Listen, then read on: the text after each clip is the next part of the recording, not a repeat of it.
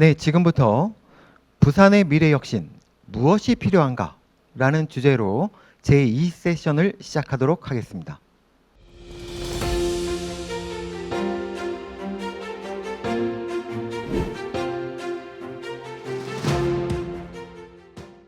반갑습니다. 오늘 부산 트라이포트와 동부가 물류 플랫폼 조성의 발표를 맡은 부산연구원의 장하용이라고 합니다. 오늘 현장에서 이렇게 뵈면 좋은데 이렇게 온라인이지만 여러분들 뵙고 또 오늘 부산의 미래에 대한 고민을 함께 할 수 있는 귀한 시간을 주셔서 감사드립니다. 특별히 오늘 또 동명대에서 귀한 오늘 자리를 마련해 주셨는데요. 오늘 이러한 자리가 우리 부산의 미래에 대한 고민들을 함께함으로 말미암아서 그 해결책을 찾고 부산의 새로운 어떤 성장 동력을 확보하는 데 귀한 기회가 되었으면 좋겠습니다.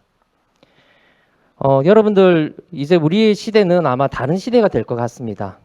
우리들의 시대들은 14세기 도보 해협의 어떤 석탄 위주의 어떤 에너지 산업이 활성화되었다면 20세기는 석유 중심의 어떤 말라카 해협의 시대였습니다. 그러나 우리들에게 있어서는 바로 21세기 대한 해협의 시대가 오고 있습니다.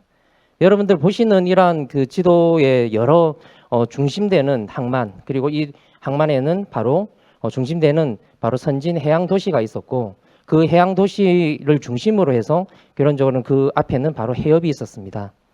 이러한 해협의 시대, 새로운 어떤 시대가 우리 부산에 오고 있습니다. 바로 새로운 에너지, 바로 가스 에너지와 그리고 북극해가 열림으로써 말미암아 우리 부산을 앞에 두고 있는 대한해협의 시대가 올 것이고, 이러한 시대는 저희들에게 어떤 새로운 어떤 준비를 필요로 하고 있고, 우리 부산에 새로운 어떤 기회가 되고 있음을 오늘 이 이야기 최초로 이 말씀을 드립니다. 이러한 어떤 대한해협의 시대에 우리는 과연 무엇을 준비해야 될까가 바로 오늘 제가 말씀드릴 바로 트라이포트 그리고 동부가 물류 플랫폼이라고 할 수 있겠습니다. 실제 이제 이러한 동부가 시대의 어떤 여러 흐름들 가운데 과연 우리가 무엇을 준비해야 될까 했을 때 우리 이 지역은 아주 오래전부터 트라이포트에 대한 고민들을 했고 지금 그러한 준비들이 순차적으로 이루어지고 있습니다. 특별히 코로나19와 글로벌 그런 물류 대란을 겪으면서 이 물류가 얼마만큼 중요한지 아마 여러분들 많이 경험하셨을 겁니다. 이러한 그 국제 물류의 속도전에 효과적으로 대응하고 그리고 항만, 공항, 철도가 유기적으로 결합된 바로 이러한 트라이포트에 대한 중요성은 지금 여러분들 아마 제가 설명드리지 않아도 더 잘 체감하고 할 수 있을 것 같고요.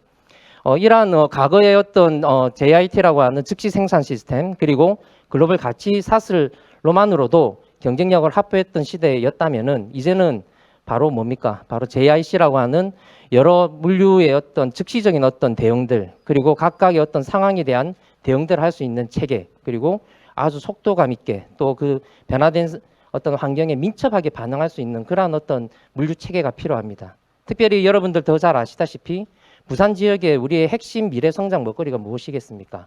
지금 다양한 어떤 그 먹거리에 대한 설명들이 있지만은 우리 부산의 핵심은 바로 물류로 할 수 있고 그 물류를 바로 핵심적으로 우리 지역의 미래 성장 동력으로 삼기 위해서는 더더욱 트라이포트 구축이 시급한 것이 현실입니다. 그런데 이 트라이포트는 여러분들 그 보시는 바와 같이 지금 우리 세계적인 어떤 부산항 신항이 있고요. 그리고 향후에 물론 아직까지 그 연결이 되지는 않았지만 바로 통일 시대에 유라시아 철도가 있다면 지금 우리가 지속적으로 추진하고 또 다음 발표에 우리 또 교수님 발표해 주시겠지만은 바로 세계 월드 엑스포의 또 핵심 바로 인프라인 바로 공항이 만들어진다면 트라이포트가 1차적으로 구성이 됩니다. 그런데 이 공항, 항만, 철도가 그냥 만들어진다고 해서 트라이포트가 형성되지는 않습니다.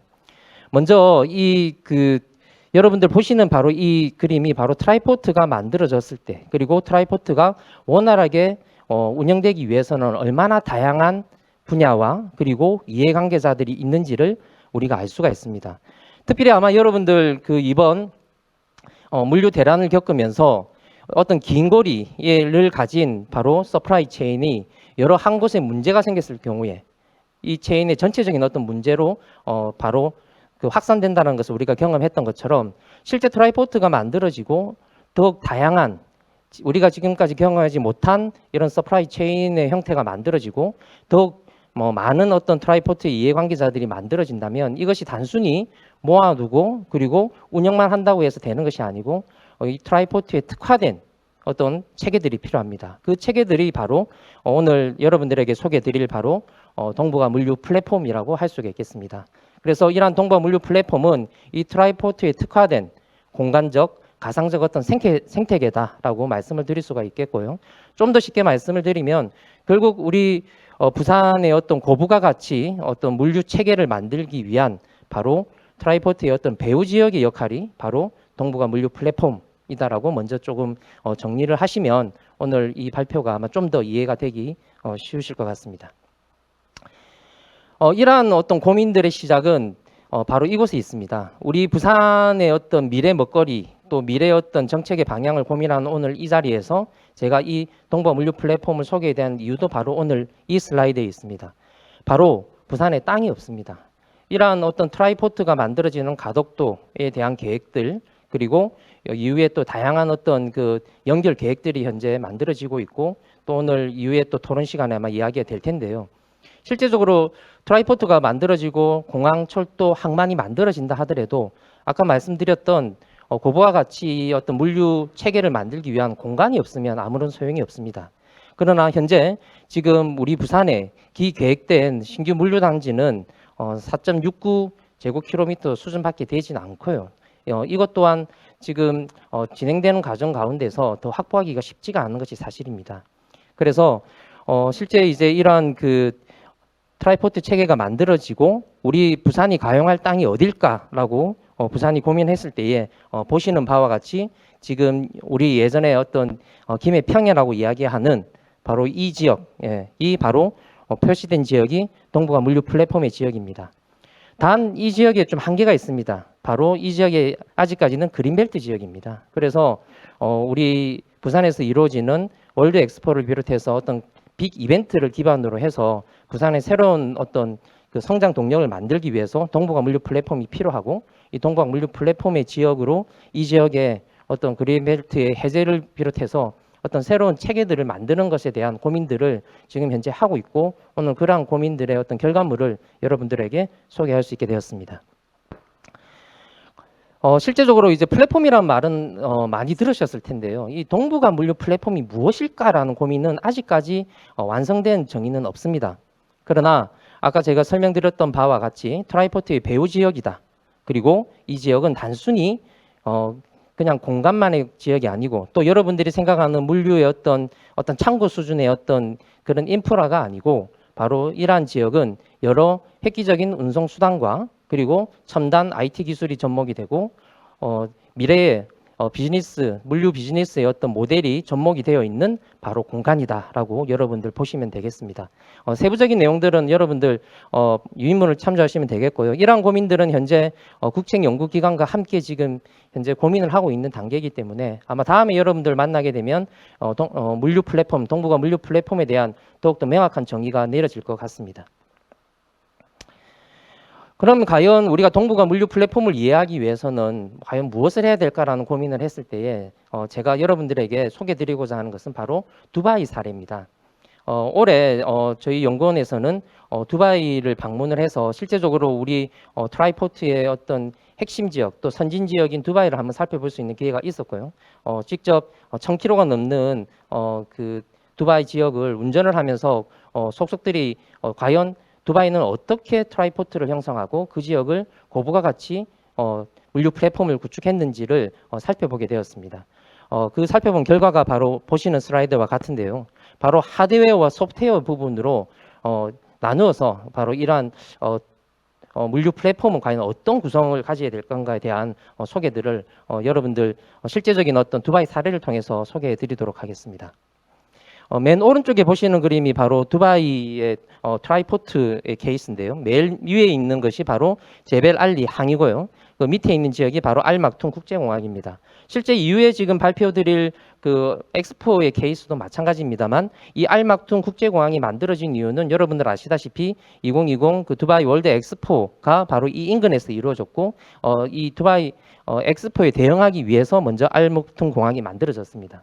그러나 그 이후에 지금 저희가 방문한 결과로는 이제는 여객은 이제 그 사용되고 있지 않고요. 바로 이 지역이 바로 제벨 알리 항 그리고 그 프리존이라고 하는 그 트라이포트의 어떤 배후 지역이라 할 수 있는 이 프리존과 연계가 되어 있는 두바이 물류 플랫폼을 만들었고 이 지역에 실제적으로 획기적인 어떤 그 물류의 어떤 고부가 가치 어떤 비즈니스 모델들을 창출하고 있음을 확인하고 왔습니다. 실제 그 주요 핵심 내용은 뭐냐면 결론적으로 항만과 프리존과 공항 간의 어떤 환적이 4시간 이내에 원활하게 이루어진다는 것입니다.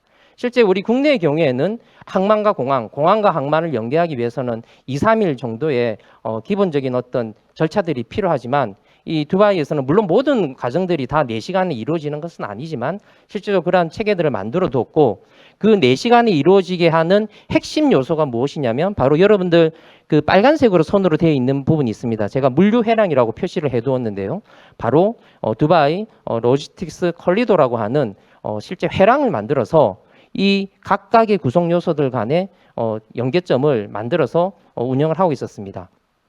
그러나 이제 현장의 조사 결과 이게 뭐 특별한 어떤 그 첨단 체계가 아니고요. 8차선의 어떤 그 도로였습니다.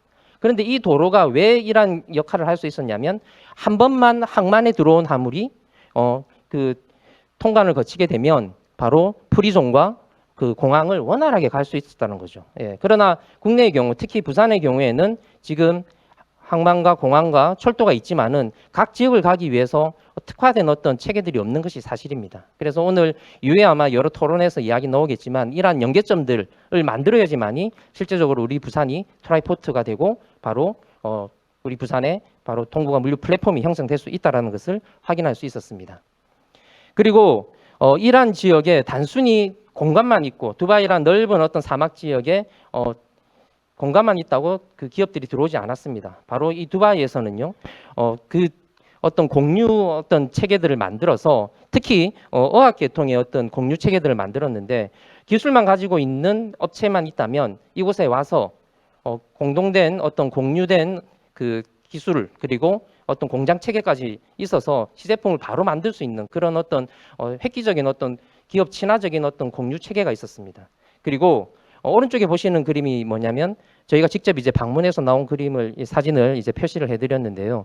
어떤 신규 첨단 체계 물론 이제 부산에서는 하이퍼튜브나 또 지하의 어떤 그 철도 체계들을 현재 우리 시에서 발표를 하고 추진 중에 있지만 실제 그 두바이에서는 검증이 되어 있는 이런 스카이웨이라고 표현이 되어 있는 어떤 고가 체계가 있었고요. 이 고가 체계에서는 지금 보시는 바와 같이 컨테이너 박스뿐만 아니라 사람이 듀얼로 이렇게 타고 다닐 수 있는 그런 어떤 첨단 체계들에 대한 실제적인 테스트 베드가 진행이 되고 있고 이 테스트 베드를 그냥 설치만 하고 끝나는 것이 아니고 실제적으로 비즈니스까지도 연계될 수 있도록 이런 어떤 체계들을 만들어 둔 것을 확인할 수 있었습니다.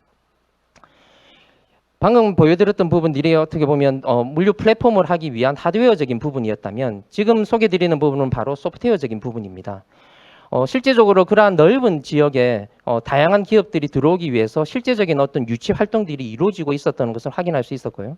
오늘 여러분들에게 소개하는 어떤 핵심 포인트 중에 또 다른 한 가지는 바로 듀얼 라이센스를 바로 그 두바이에 있는 그 프리존에 적용을 하고 있었다는 것을 확인할 수 있었습니다.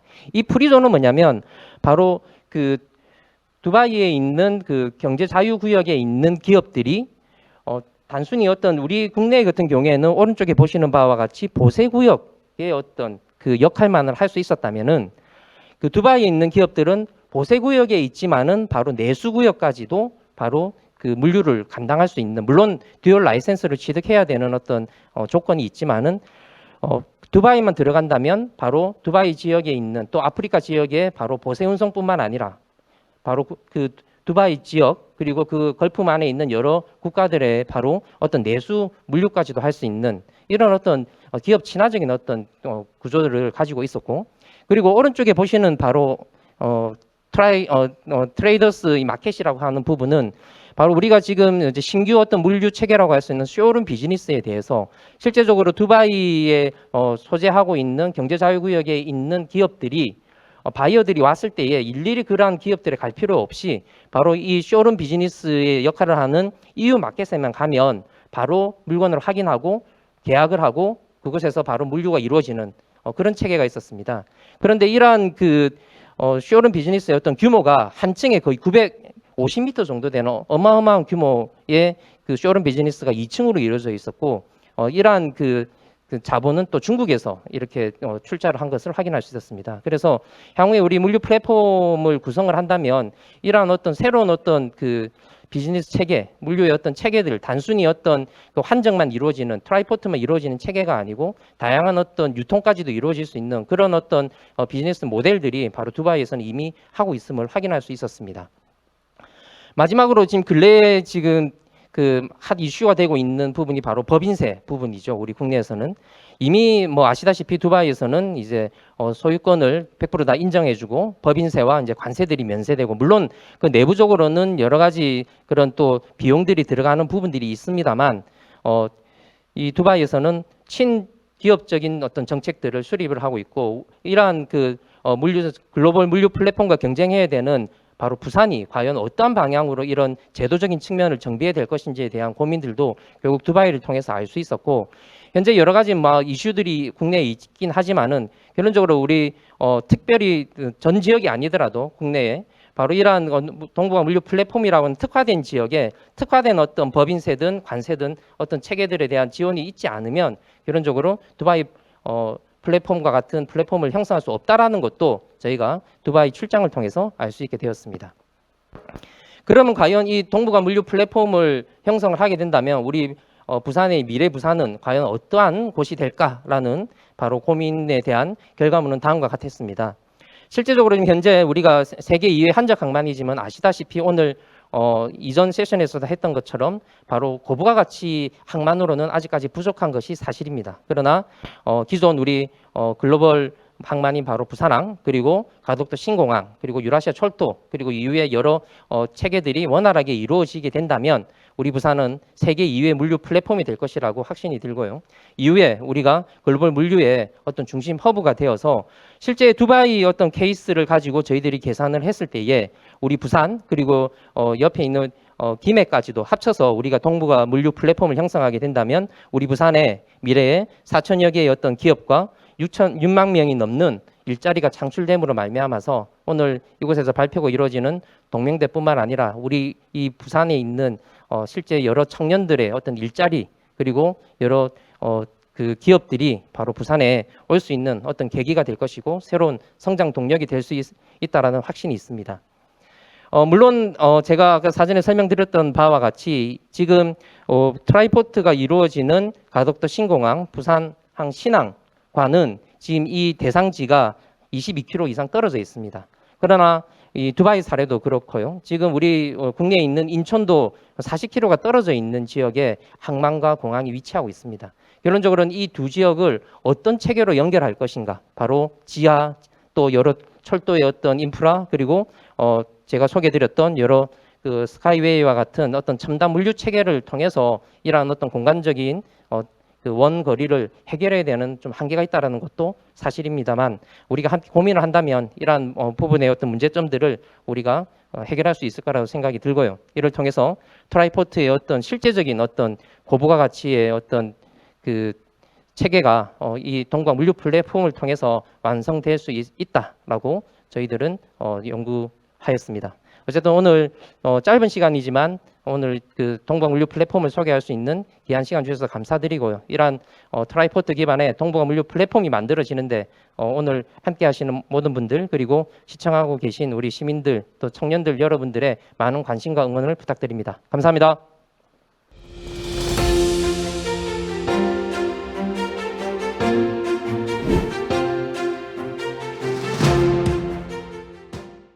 예, 안녕하세요. 동아대 정무섭 교수입니다.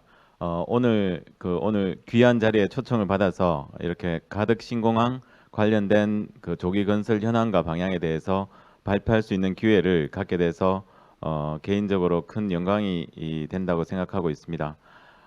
제가 준비한 내용은 앞서 우리 박사님들하고 교수님들께서 말씀하신 이런 트라이포트라든가 물류 허브라든 그 부산이 이제 미래 비전 발전을 위해서 가장 중요한 전제 조건이 있죠. 우리가 이제 염원하는 가덕도 신공항이 제대로 규모 있게 그리고 빨리 건설되는 것이 필요한데 그와 관련된 가장 좀 현실적인 이슈에 대해서 좀 말씀을 올리도록 하겠습니다.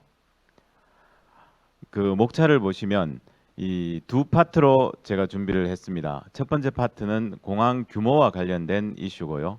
두 번째 파트는 2030년 이전 조기 개항과 관련된 이슈입니다.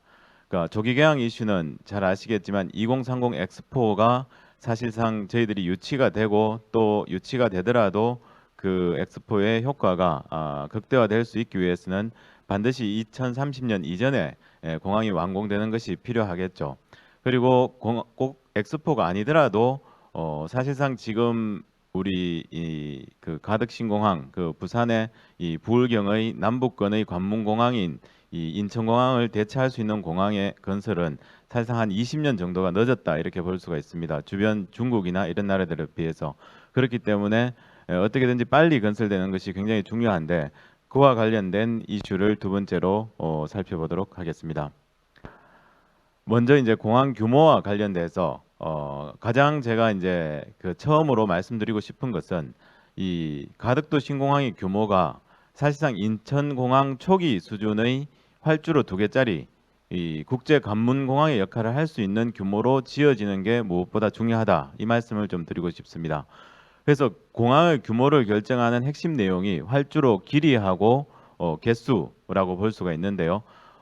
실제로 이제 공항이 국제 허브 공항이 되기 위한 최소한의 기본 조건은 이 여기서 보시는 것처럼 활주로가 길이가 최소 한 3,750m 이상. 그래서 저는 한 4,000m가 사실상 좀 기존의 여러 경쟁 공항들 길이 중에서는 가장 긴 규모인데요. 그래서 장기적으로는 이 4,000m짜리 2개 활주로를 목표로 해서 우리가 공항 건설을 해야 된다는 것. 그게 이제 첫 번째고요. 그다음에 개수도 이제 2개가 돼야지 이 뜨고 내리는 공항이 돼서 이후에 볼 수 있는 우리 항공사들 유치라든가 이런 페덱스라든가 이런 글로벌 물류 기업들을 유치하는 데 있어서도 어느 정도의 공항 사이즈가 돼야 된다 이렇게 볼 수가 있죠. 그래서 관련해서 인천공항의 첫 번째, 두 번째 활주로는 3,750m로 시작했고요. 지금 이제 3활주로가 4,000m, 지금 4활주로까지 만들어졌죠. 그리고 5활주로까지 가고 있는 상황입니다. 그런데 우리는 2030년도에 만약에 활주로 1개짜리로 시작을 해서 뭐 한 10년 이렇게 진행이 된다면 이 인천하고는 비교할 수 없는 그러니까 사실상 대체할 수 있는 남북권 관문공항으로서의 기능을 수행하기에는 턱없이 부족한 사이즈가 될 거다 이렇게 볼 수가 있겠죠. 그래서 우리가 이 공항의 사이즈를 키우는 것은 굉장히 중요한 공항 건설만큼이나 중요한 이슈다 있는 말씀을 먼저 드리고 싶습니다. 그래서 이제 불행히도 국토부 사타 결과를 보시면 이 활주로 한 번에 3,500m짜리를 이제 사전 타당성 용역 결과로 하고 있습니다. 지금 이제 기본 계획을 수립하고 있는데 기본 계획에서는 이 반드시 이 활주로 2개 활주로가 이제 건설될 수 있는 이 기초가 마련돼야 될 것이다 이렇게 볼 수가 있고요.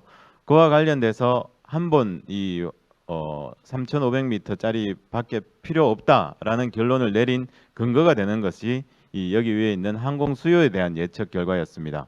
여기 보시는 것처럼 국제선 수요는 2,336만 명으로 예측을 하고 있는데요. 사실상 인바운드하고 아웃바운드, 그러니까 외국인이 들어오는 인바운드 수요하고 내국인이 외국으로 나갔다가 다시 들어오는 아웃바운드 수요를 같이 봐야 되는데 저도 여기 사타 자문위원 활동을 했지만 이 여러 가지 추정 모델이 있는데 기존에 우리나라에서 사용되고 있는 이 수요 예측 모델의 한계일 수도 있는데 그런 인바운드 수요, 그러니까 외국인이 국내에 들어오는 수요에 대한 예측은 거의 제대로 이루어지지 못했기 때문에 사실상 반토막이 난 수요다 이렇게 보면 되겠습니다. 그래서 실제로 다음 에 제가 이 비슷한 기간에 사타 기간에 저도 부산시와 함께 이 수요 추정 작업을 해봤는데요. 동아대 산학현문단 과제로 했는데 여기 보시는 그 경우처럼 국제선 여객 수요를 보면 사타에서 2,300만을 추정을 했는데 제가 해보니까 인바운드하고 아웃바운드를 따로 추정을 해보니까 2배 가까이 4,600만 정도, 4,700만 정도의 굉장히 많은 수요가 있음을 알 수 있었습니다. 이 수요는 절반이 외국인들이 이 그 물류 부분도 환적이 굉장히 중요하죠. 그런 거 마찬가지로 외국인들이 국내에 들어오는 수요도 굉장히 이 허브 공항이 됐을 때 수도권으로 이렇게 통하지 않고 바로 들어올 수 있는 수요, 그리고 유발 수요 이런 것들을 다 합치면 충분히 이 4천만 이상의 수요를 우리가 확보할 수 있는데, 이런 부분들이 누락됨으로써 수요가 반토막 나고, 그래서 활주로 개수도 반토막 났다 이렇게 보시면 좋겠습니다. 더 심각한 것은 이 화물 수요 부분인데요. 화물 수요 부분도 실제로 앞에 보시면 사타 부분은 36만 톤을 예측을 하고 있습니다. 근데 실제로 이거는 이 화물 수요라는 것은 사실상 이 지금 부산항이 가지고 있는 전 세계에서의 위상, 그리고 그와 연계된 이 항공 항만 연계 수요 이런 부분들이 유발될 것이 거의 확실시가 되는데, 뭐 트라이포트 앞서 발표하신 박사님 말씀으로도 고려, 그리고 두바이 사례나 이런 걸 봤을 때 그런 연계 수요가 생기는 것이 당연하다고 볼 수가 있죠. 그러면 최소 100만 이상, 뭐 200만까지 이렇게 이제 여기는 굉장히 크게 나왔습니다. 사실상 추정 결과 자체를 믿기가 쉽지 않을 정도로 굉장히 큰 연계 수요. 그래서 공적분 모형이라는 이 연계 수요를 추정하는 모형을 가지고 추정한 결과는 굉장히 인천공항에 버금가는 수요가 존재하는 그런 식으로 장기적으로 추정이 될 수 있는데요. 이 부분도 전혀 고려되지 않고 사타에 반영이 됐다 이렇게 볼 수가 있겠습니다. 그래서 그런 부분들을 우리가 반영을 해서 이 공항 규모를 키우는 것이 앞으로 우리가 부산 발전 관련돼서 여러 발표를 한 내용들이 실현되는 데 있어서 굉장히 중요하다 이렇게 말씀을 드릴 수 있겠습니다. 그래서 이런 식으로 공항이 만약에 이제 규모 있는 공항이 만들어졌을 때, 그리고 물류 허브 기능을 할 수 있는 정도의 사이즈가 됐을 때 경제적 파급 효과는 뭐 여러 군데서 추정하고 있는 것처럼 뭐 굉장히 많은 경제적 효과를 볼 수가 있겠는데요. 그래서 물류 측면에서 가장 이제 저는 뭐 확실한 수요다 이렇게 볼 수가 있는데, 동부가 최고 수준의 세계적 항만과 또 허브 공항이 연결됐을 때 가지는 복합 운송 체계로 인한 시너지는 굉장히 크다고 볼 수가 있겠죠. 그 두바이라든가 다른 외국 공항들도 우리가 내수 중심의 물류 수요가 아니라 글로벌 허브 기능, 그래서 글로벌 밸류 체인 상에서 이 동부가 지역에서 부산 부울경이 가지고 있는 이 경쟁력을 생각을 해보면 이런 뭐 물류 측면의 파급 효과는 굉장히 크다고 할 수가 있겠죠. 그래서 일례로 우리가 그 페덱스라든가 아니면 아마존 풀필먼트 센터라든가 이런 그 물류 글로벌 이제 전자상거래 업체들의 이 물류 허브만 우리가 유치를 한다고 하더라도 엄청난 수요를 우리가 확보할 수 있다 이렇게 볼 수가 있겠죠. 그리고 중요한 것이 이제 또 신성장 산업인데요. 지금 우리 이 부울경 지역에는 항공 물류가 안 되죠. 그렇기 때문에 항공 물류를 기반으로 한 산업이 현재로서는 전혀 거점이 없다 이렇게 볼 수가 있겠습니다. 근데 앞으로 공항이 생기면 이런 항공 물류를 기반으로 한 반도체나 의약품 뭐 이외의 여러 첨단 산업들이 들어오지 말라고 그래도 물밀듯이 들어올 가능성이 높죠. 그래서 이런 투자 유치로 인한 이 경제적 파급 효과 굉장히 크다고 볼 수가 있고요. 대부분의 첨단 산업들은 이 항공 물류를 기반으로 한 산업이기 때문에 이런 고부가 영역의 첨단 산업 유치에도 이 공항의 이 파급 효과가 굉장히 크다 이렇게 볼 수가 있겠습니다. 그리고 이제 좀 더 현실적으로 공항이 또 활성화되는데 굉장히 중요한 부분이 이 항공사들을 유치하는 거라고 볼 수가 있겠죠. 우리가 FSC, LCC 이렇게 이제 큰 항공사를 FSC라 그러고 적은 항공사들을 우리가 LCC라 그러는데, 이미 LCC들 입장에서는 새로운 공항이 건설되면 거기를 거점 공항으로 통합 LCC를 이쪽으로 오겠다 하는 그런 부분들은 충분한 수요가 있는 걸로 확인이 되고 있고요. 그 다음에 저는 생각에 오히려 아시아나도 예전에 사실 가덕 공항이 오래전부터 논의가 됐는데, 아시아나와 같은 경우는 예전부터 가덕에 공항이 만들어지든 뭐 김해공항 확장되든 했을 때 부산으로 거점을 옮기겠다 하는 의사를 표현하는 것들을 제가 사석에서도 많이 들은 바가 있습니다. 그래서 그렇게 본다면 우리 국내의 이런 LCC라든가 대형 항공사들의 본사 유치도 공항의 규모만 확보만 된다면 충분히 가능한 부분이 아닌가 하는 생각이 듭니다. 그래서 여기까지가 이제 공항의 규모와 관련된 이 가능성이고 어떻게 하면 이걸 키울 것인가 하는 것도 굉장히 중요한 이슈다 이렇게 볼 수가 있겠고요. 두 번째는 이제 조기 경영과 관련된 이슈라고 볼 수가 있는데요. 그래서 지금 2030년까지 이 조기 개항을 하는 데 있어서는 두 가지의 패스트 트랙이 필요하다 이렇게 볼 수가 있는데요. 첫 번째가 행정 패스트 트랙이고 두 번째가 공사 관련 패스트 트랙이다 이렇게 볼 수가 있겠습니다.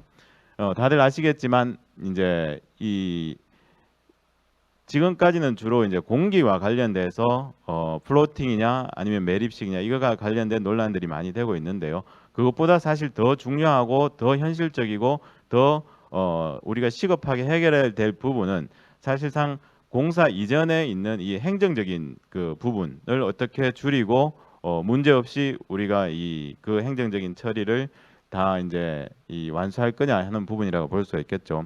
지금 이제 사탁 끝나고 기본 계획을 올 8월 달에 시작을 했고 내년 이제 중반쯤 되면 기본 계획이 끝나겠죠. 그러면 이제 실시 계획이라는 것을 하게 되죠. 그래서 실시 계획이 끝나고 그다음에 2024년 하반기에 이제 그 시공분이 이제 첫 이제 시공이 시작될 수가 있습니다. 그러면 한 5년 정도의 공사 기간이 있죠.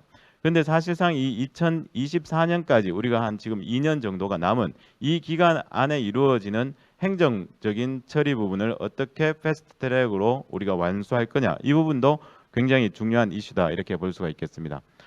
그래서 기본 계획 단계 지금 이제 하고 있는 단계 안에서 우리가 사전 절차를 밟아야 되는 것들이 이 전략 환경 영향 평가 뭐 뒤에 이 두 가지 또 밟아야 되죠. 그리고 실시 계획 단계에서도 환경 영향 평가와 이런 절차들을 밟아야 됩니다. 그리고 착공 단계가 되면 이 보상이라든가 이런 관련된 피해 조사 이런 것들이 이 원활하게 진행이 돼야 되는데요. 이런 단계들마다 이 암초들이 기다리고 있다 이렇게 보면 되겠죠. 그래서 이런 부분들을 어떻게 우리가 무사히 극복하고 또 조기에 이거를 극복할 수 있느냐 하는 부분들이 굉장히 중요한데요. 그래서 이런 현안들을 잘 대응을 해야 될 텐데 뭐 제가 생각할 때는 시에서 여기 마지막에 보시는 것처럼 굉장히 적극적으로 많은 영향을 투입을 해서 지금 준비를 하고 있고 그 준비 과정이 이 원활하게 진행이 될 수 있을 것이다 하는 얘기를 뭐 시 쪽 관계자분들하고 협의를 할 때 듣고 있는 그런 상황이라 볼 수 있겠습니다.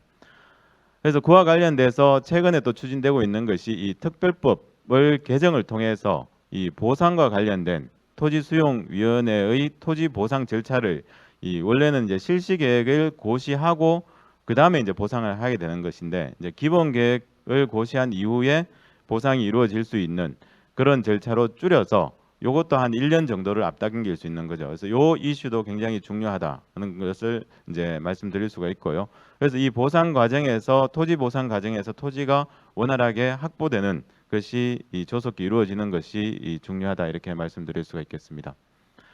그다음에 이제 두 번째로 이제 공사 관련된 이 부분인데요. 공사 부분에 있어서 가장 공기를 이 많이 잡아먹는 이제 기본 계획 뭐 사전 타당성 했을 때 나왔던 부분이 뭐였냐면 이 그 산을 이제 깎아서 매립을 하는 요 공정이었습니다. 그래서 그 산에서 나오는 토사량과 그 매립에 필요한 토사량 사이에서의 어떤 그 균형 관계를 맞춰가면서 공기를 이제 잡다 보니까 굉장히 긴 뭐 한 10년 정도의 공기가 걸린다 이렇게 나왔는데요. 사실 굳이 공기 전체 기간을 산에서 나오는 토사만 우리가 활용할 필요는 없겠죠. 그래서 외부에 있는 예를 들어서 바다모래와 같은 그 토사를 매립재를 반입을 한다면 1, 2년을 단축하게 됩니다. 그래서 이런 매립을 했을 때 필요한 이 토사 부분을 어떻게 확보하느냐 이 부분이 굉장히 중요한 이슈가 되고 있는 거라고 볼 수가 있고요. 또 한 가지는 이제 이런 매립이 굉장히 어려워지니까 뭐 시에서도 이제 최근에 시장님도 발표를 하셨는데 그런 매립을 아예 안 하고 단축할 수 있는 이 부유식 그래서 플로팅이라고 이야기를 하죠. 그래서 장교식 다리 형태로 만드는 그런 공법에 대해서도 적극적으로 검토를 지금 하고 제안을 하고 있는 그런 상황이라고 볼 수가 있겠습니다. 그래서 결론적으로 저는 뭐 이런 부유식이나 매립식 또 두 가지 다 패스트 트랙으로 할 수 있는 방법이 저는 있다고 생각되어집니다. 예를 들어서 아까 말씀드린 대로 이 매립을 하더라도 굳이 산을 깎아서 넣지 않고 외부에서 토사를 유입시켜서 매립을 할 때 충분히 가능한 방법이 있고요. 또 한 가지는 이제 부유식이나 장교식 부분도 검토를 해서 안전성이라든가 이 문제가 없다면 그래서 공기나 비용이나 이런 부분에 있어서의 장점이 있다면 일정 그 부분 예를 들어서 예를 들어서 이제 그 관련된 부대 시설 같은 경우나 아니면 이제 그 우리가 낙동강 하구 쪽으로 그러니까 물의 흐름을 좀 저해할 수 있는 매립을 했을 때 그런 환경 영향이 심각한 부분에 대해서는 끝 부분에 대해서는 이런 부유식이나 장교식을 검토할 수 있지 않을까 하는 생각을 해볼 수가 있겠습니다. 그래서 공기와 관련돼서 아까 말한 대로 한 10년 정도 걸린다는 말씀을 드리고요. 그래서 지금 이제 관련된 여러 군데서 이런 매립 공법과 부유식 공법 사이에서의 비교를 많이 하고 있는 상황이고 이런 논란들이 어떤 이게 이거냐 저거냐 하는 서로 간의 어떤 이 갈등의 요소가 아니라 제 생각할 때는 이 시너지를 만들어서 둘 다 이제 병행해서 예를 들어서 매립실이 유료한 분야 예를 들어서 이제 그 가덕도와 가까운 붙여져 있는 부분에 대해서는 매립을 해가고 저 끝 부분에 대해서 마지막에 해야 될 부분은 뭐 이런 식으로 이 부유식을 통해서 할 수 있는 그런 식의 종합적인 협력형 시너지를 창출하는 방식으로 설계를 한다면 저는 오히려 이것들이 비용도 줄이고 공항도 굉장히 멋있고 또 크게 규모 있게 지을 수 있는 기회가 될 수 있지 않을까 하는 생각이 듭니다. 여기는 이제 부채식 활주로를 굉장히 이제 옹호하는 기사라고 볼 수가 있죠. 그래서 결론적으로 저는 뭐 이런 그 두 가지의 다양한 공법을 합쳐서 이 하이브리드라는 이야기도 하는데요. 그래서 여러 가지 공항의 비행 안정성을 위하여 활주로 시설은 매립형으로 건축을 하고 그렇죠. 그래서 활주로는 이게 이제 플로팅이 됐을 때 굉장히 어려운 부분이 많이 지적되고 있기 때문에 주요 핵심 시설 같은 경우는 이렇게 이제 매립을 하고 그 외 상업지구나 유유부지라든가 그런 이 해상에서 플로팅으로 충분히 검증이 된 그런 뭐 시설들도 있다고 볼 수가 있는데요. 그런 외국에서 이미 플로팅으로 건설된 사례들이 있는 그런 부분에 대해서는 플로팅 방식을 도입을 해서 각 공법의 장점을 최대한 활용을 해서 협력형 시너지를 창출하는 그런 방안이 굉장히 좋지 않을까 하는 말씀을 드리고 싶습니다. 자, 그래서 결과적으로 지금 우리가 이제 드린 거를 이제 그 공항 건설과 관련돼서 종합을 하면 일단 제일 중요한 게 이 활주로 2개짜리 그리고 긴 활주로를 만들어내는 그게 이제 첫 번째로 중요하겠고 두 번째는 관련해서 공항이 활성화될 수 있는 항공사를 어떻게 유치할 것이냐 하는 부분이 이제 중요한 부분이고 또 과제는 이 행정 절차를 줄일 수 있는 이 보상 절차라는 이를 단축시키는 것이 중요하고 마지막에 이 공법과 관련된 부분은 아직 좀 시간이 있지만 이 활발한 논의를 거쳐서 협력형 시너지를 확보하는 것이 필요하다는 말씀을 드리겠습니다. 그래서 끝으로 이제 요와 관련된 부록 부분이 있는데요. 여기에 이제 보면 이 매립 방법과 관련돼서 바다모래를 사용을 했을 때 이 외국의 호프 준설선을 도입하면 3년 이내에 매립이 가능하다 하는 주장도 충분히 설득력 있게 제시되고 있습니다. 그리고 이제 그러면 바다모래가 어디에서 가져올 거냐 하는 부분이 가장 이쪽 관련된 중요한 이슈인데요. 우리가 이미 바다모래에 대한 이 조사를 해놓은 곳이 있다고 합니다. 그래서 이 EEZ 남해의 배타적 경제 수역 부분에 이미 광구에 바다모래가 충분히 존재하고 있고 여기에 대한 이제 해수부의 허가나 이런 것들이 이루어지면 충분히 여기서 그 채취를 해서 매립을 할 수 있다 이렇게 이제 하는 주장이 있고요. 이런 식으로 이제 호퍼선으로 이제 대규모 호퍼선이 이제 네덜란드에 있는 이런 선박들이 와서 매립을 할 때 충분히 이렇게 쉽게 매립할 수 있는 이 가능성이 있다는 거죠. 그 다음에 두 번째로 공항 규모와 관련돼서 제가 준비한 걸 좀 말씀드리고 싶은 부분인데요. 이 중국이 지난 20년 동안 세계 G2로 부상하는 데는 외국 기업들이 중국으로의 FDI도 굉장히 중요했지만 사실 그 FDI 기업들이 들어올 수 있는 물류와 여객 인프라를 구축해 줬기 때문에 가능하다 이렇게 볼 수가 있습니다. 그래서 여기 보시는 것처럼 중국은 이 대륙, 우리나라가 여기 있고 중국 대륙 전체에 있는 공항들을 지난 20년 동안 정말 급속도로 군사작전 하듯이 활주로 개수 규모를 키워왔다 이렇게 볼 수가 있습니다. 그 결과 중국이 이 G2로 부상했다 이렇게 볼 수도 있겠는데요. 베이징 공항도 보시는 것처럼 뭐 굉장히 빠르게 활주로를 늘렸고 이 기존 베이징 공항이 안 되니까 베이징 북부에 새로운 또 공항을 만들었죠. 광저우 쪽, 남쪽 홍콩 쪽에 여기도 지금 3,800m짜리 3개가 2015년에 완공이 됐습니다. 여기 다 우리 부산과 경쟁해야 될 지역이라고 볼 수가 있죠.